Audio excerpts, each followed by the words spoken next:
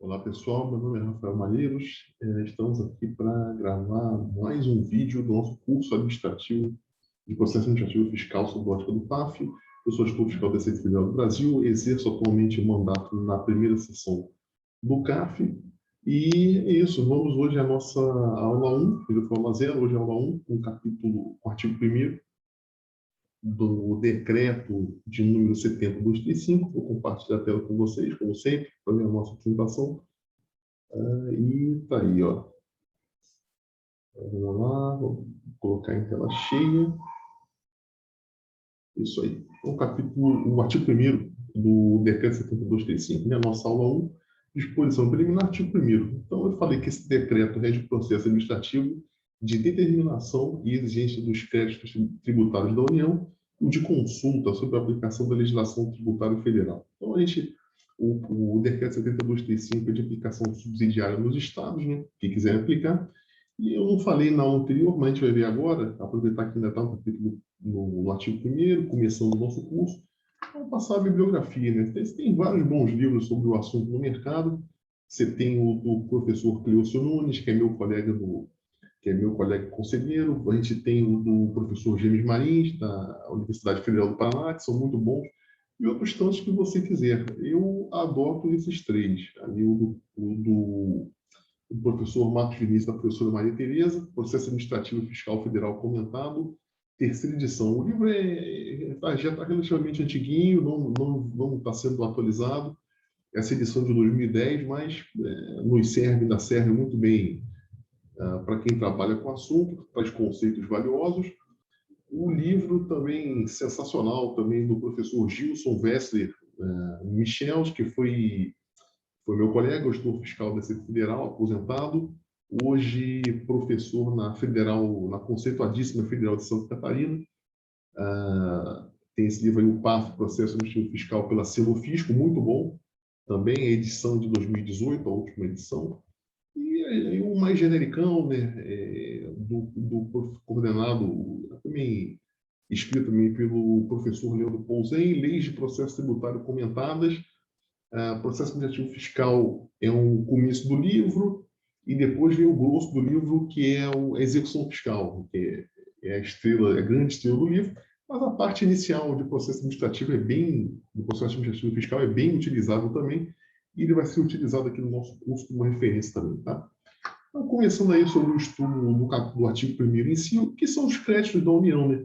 Os créditos tributários da União são aqueles em que essa pessoa jurídica, a União, figura como sujeito ativo, está no polo ativo da relação jurídica tributária, quem está exercendo o seu direito de cobrar os tributos, abarcando inclusive as contribuições previdenciárias a partir da Lei 11.457 de 2007.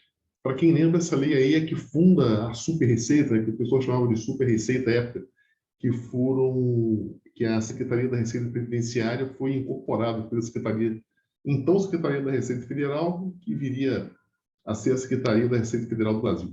Então, com a edição da Lei 10.833 de 2003, passa a reger, inclusive, os procedimentos de ressarcimento, restituição e compensação. A necessidade, né? Por que existe esse decreto 72/2005? Por que não se pode ficar com uma lei do processo administrativo geral? Por conta disso que nós espelhamos aqui, ó, o rito processual próprio decorre da necessidade de especialização, quer da autoridade fiscal, quer da autoridade julgadora. A questão tributária aqui no Brasil a gente conhece, ela é complexa, ela tem uma legislação muito bem fornida. Então, essa pessoa que vai atuar com esse assunto tem que ser especializada, até porque nós vemos, para a resolução dessas questões, elas vão buscar respostas em matérias outras, que não só o direito, mas também tem a contabilidade, a economia, etc.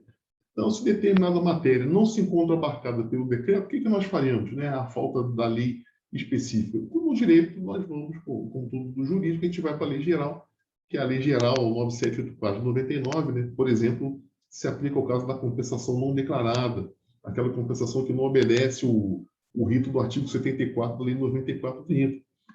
Então, a gente tem a diferença que a gente demarca aí entre o rito geral e o rito especial, o rito da lei 9784 e o rito do decreto 72/2005.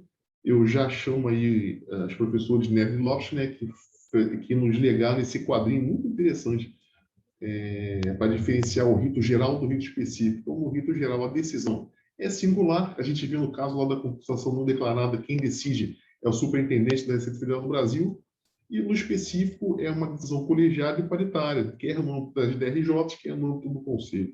O efeito da decisão geral é só devolutivo, e o do PAF, o 235, é devolutivo e suspensivo. Se a gente lembra lá do artigo 151, incisos 2 e 3 do CTN, a gente vai ver lá que a interposição de recursos administrativos suspende a exigência do crédito tributário.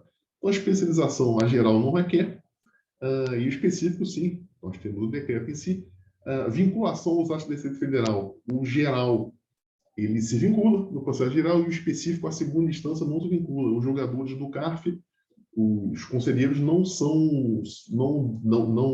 observam as instruções normativas, as portarias, as soluções de consulta da Receita. Às vezes são pontos de partida, mas não são de observação obrigatória no âmbito da segunda instância.